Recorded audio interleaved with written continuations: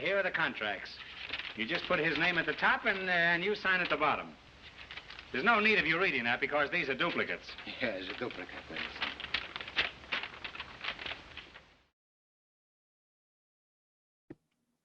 Hola, ¿qué tal a todos los seguidores de esta página de Instagram de Arte y Cultura para la Universidad Anáhuac Querétaro? Mi nombre es Juan Pablo Lagunes. En esta ocasión los estaré acompañando en esta ya famosa y querida y seguida sección llamada Cultura Compulsiva en compañía del ya reconocidísimo docente, maestro Felipe Ríos Baeza. Es un gusto tenerlo aquí como siempre. Seguramente todos los lectores de los posteos en esta página y todos los que han visto sus videos están encantados con toda la información que nos has brindado sobre distintos temas. Así que, bienvenido de nuevo, Felipe.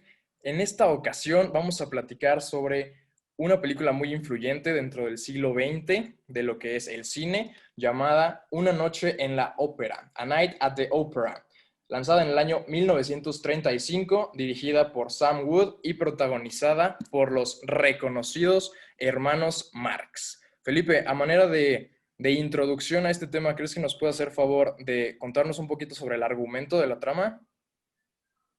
Claro. Hola, ¿qué tal a todos? Pues bienvenidos a otra semana de Cultura Compulsiva. Un gusto, Juan Pablo, estar contigo. Y parece bien, este programa se lo dedicamos a todos los auditores de ese programa insigne de Radio Anáhuac que se llama La Claqueta. Escúchenlo ahí. Ya después, si quieres, al final, comenta cómo se está haciendo la dinámica para que escuchen La Claqueta también. Claro que sí. ¿No? Pues justamente estos son los productos que mucha gente que está ávida de libros, de películas y de discos, pues sigue, ¿no? Bueno, esta es una película de los ya muy reconocidos hermanos Marx, aunque fíjate que las nuevas generaciones lo tienen un poco olvidados.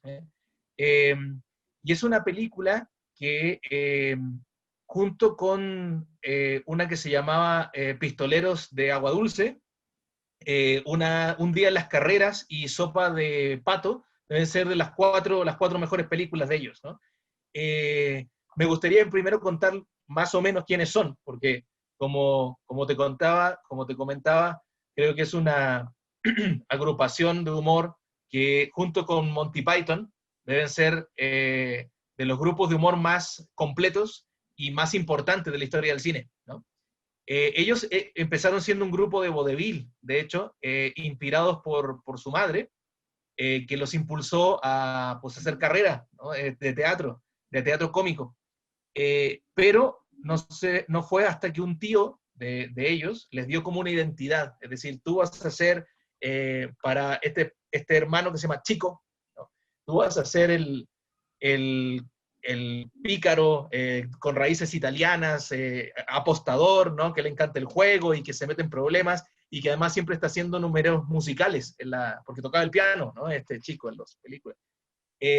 Había otro hermano que se llamaba Cepo, que aparece en algunas películas, pero digamos no se recuerda demasiado porque lo quitaron rápido, que era como el galán, ¿no? de la agrupación.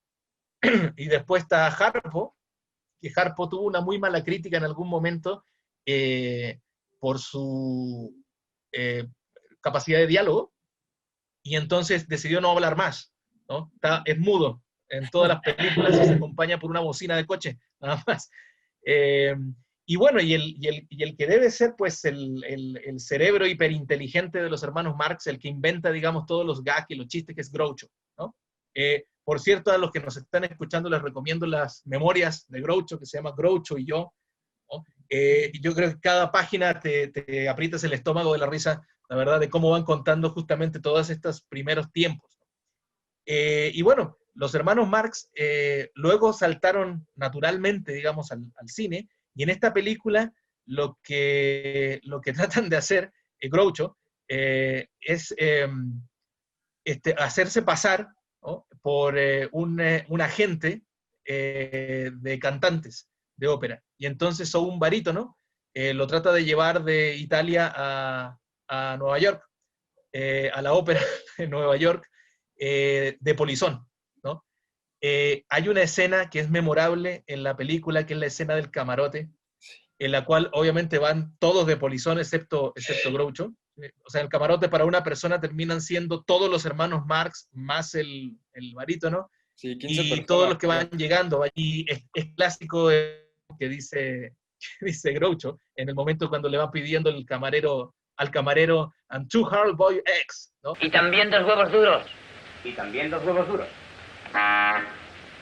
En lugar de 2, pon 3. Y bistec, uno crudo, otro hecho, otro más hecho y otro quemado. Y también 2 huevos duros. Y también 2 huevos duros. Modo de humor que tenían, o la forma que tenían de plantear el humor los hermanos Marx, como estábamos comentando, es muy completa. Es decir, tienes por un lado una especie como de antihéroe, que es el chico, este humor hiperinteligente de Groucho Marx, que saca chistes, digamos, cada minuto, el humor musical, ¿no? El humor gestual, que es el de Harpo, y todo ese humor parece como un elefante en cristalería. Es decir, en el momento en el cual este barítono se enamora de una soprano que se llama Rose, ¿no?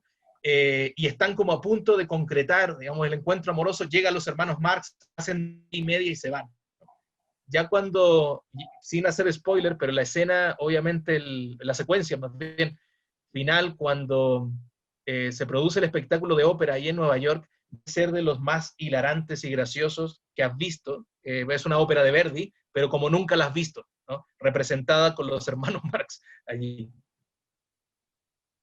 Eso más o menos es la trama. Pero también mencionábamos que es de las películas más influyentes en cuanto al género cómico del siglo pasado. ¿Cómo evalúas tú esto? ¿O por qué crees que sea esto?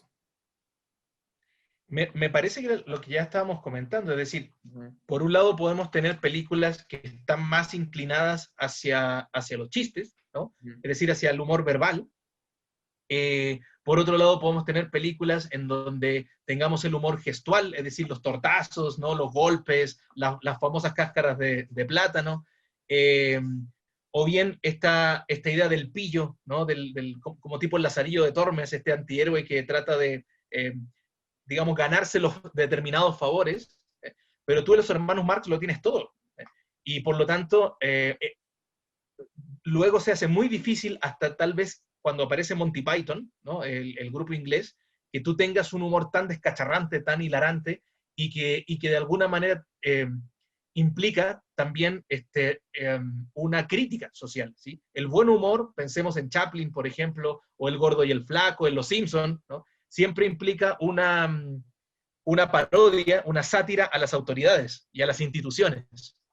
Entonces siempre aparecen policías, ¿no? Que están siendo apaleados, gente muy seria, aristócratas que van a los conciertos de ópera que aparecen burlados, por ejemplo, ¿no? Y entonces creo que reúnen todos los registros. Por eso creo que es tan influyente. Y desde mi punto de vista, junto con Sopa de Pato, es la mejor. Sopa de Pato, sí, era mucho más marcada la crítica al movimiento belicista que se venía. O sea, pensemos que es una película del año 1933, la de Sopa de Pato, que es inmediatamente anterior, y ahí la crítica es a la ascensión de Hitler, ¿no? al poder. Un poco como El Gran Dictador de Chaplin, también, ¿no? Pero en esta película, digamos, hay un humor tan fino, o sea, va de un humor tan fino, tan bien trabajado, hasta un humor que es muy, incluso como comedia de niños, ¿no? Por lo tanto, también tienes ese abanico de posibilidades para todos los gustos de la gente que busca una comedia. Claro, y bueno, la comedia ha sido, bueno, es muy sabido que la comedia es uno de los géneros predilectos por muchos cinéfilos, ¿no? Cuando se logra hacer bien una comedia es del agrado de mucha gente. Y por ejemplo, con lo que nos estás mencionando, Felipe, ¿crees que, bueno, las comedias actuales tengan algo que como que quieran reciclar o retomar o en todo caso mejorar a esta comedia que vimos en el siglo pasado? ¿Ves algo de similitud de la comedia actual a lo que llegaron a hacer los hermanos Marx o crees que se ha perdido por completo?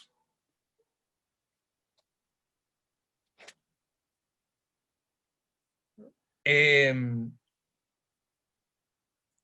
da la impresión de que o bien tenemos dos vertientes que no se parecen en nada a estas comedias, digamos, elevadas, ¿no? De los hermanos Marx o de Chaplin o de Buster Keaton, ¿no? En su momento, que implica, por un lado, el humor fácil, grotesco, ¿no?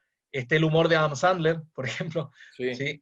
Y por otro lado, un humor que es, que si bien tiene algunos momentos interesantes, algunas películas de los hermanos Coen, por ejemplo, que es un humor negro, o sea, el humor más irónico, a veces tienen que de alguna forma superar el listón que pusieron en las películas anteriores, o sea, hacer un humor más negro todavía, ¿no?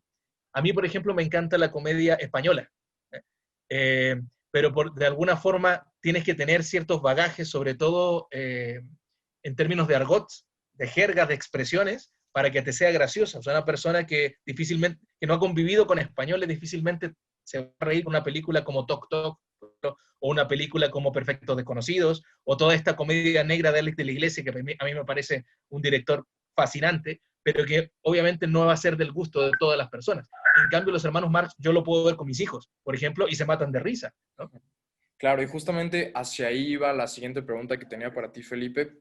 ¿Tú crees que alguno de estos fantásticos seguidores de la cuenta de Arte y Cultura de la Universidad de Anáhuac Querétaro que no haya visto Una noche en la ópera y que quizá esté acostumbrado a estas comedias que estás mencionando, crees que esta película funcione para ellos? ¿Crees que les haga reír? ¿Crees que les haga disfrutar y sobre todo conectar con ese humor que quizá ya está un poquito perdido? Pero absolutamente. Es decir, yo la acabo de volver a ver y me reí como el primer día que la vi. O sea, tiene una frescura todavía que eh, puede ser que tal vez una situación, eh, digamos, irónica, una situación absurda, ese es el término, como la de cuando están haciendo el contrato, ¿no? La Sí. primera parte de la segunda parte, ¿sí? Y van cortando partes del contrato para burlarse de los tecnicismos justamente de los abogados. Now what do we got left? Well, I got about a foot and a half. Now it says the party of the second part should be known in this contract as the party of the second part. Well, I don't know about that.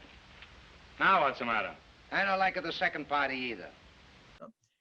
Puede ser que a una persona le parezca que eso ya es, ya se pasa un poco, ¿no? Pero después está la escena esta que comentábamos del camarote y sin duda, por último, va sacando determinadas sonrisas, al menos entre dientes, ¿no? Creo que es una película tremendamente actual, es una película que no ha envejecido, es una película además como va soltando chiste tras chiste tras chiste tras chiste, Groucho, ¿no? Y luego se mete Harpo con el arpa, ¿no? A hacer un gag, o bien hay un diálogo entre ellos y unas miradas que son muy graciosas.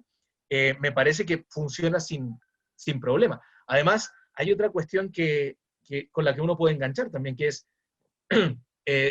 hay múltiples figuras ilustres, ¿no? de la cultura popular y de la alta cultura que eran seguidores de los hermanos Marx. La referencia más directa es Freddie Mercury, el líder de Queen, que era tal su pasión por los hermanos Marx, su devoción por los hermanos Marx, que le puso como el nombre de las películas a los discos de Queen de los años 70, ¿no? Una noche en la ópera y un día en las carreras después.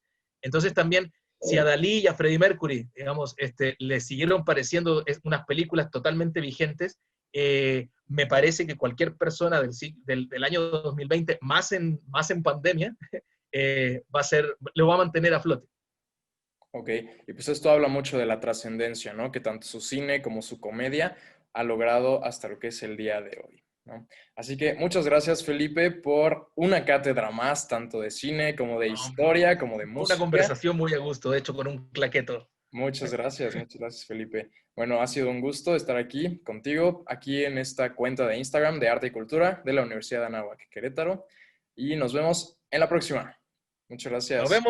Nos vemos la próxima semana con recomendación de literatura.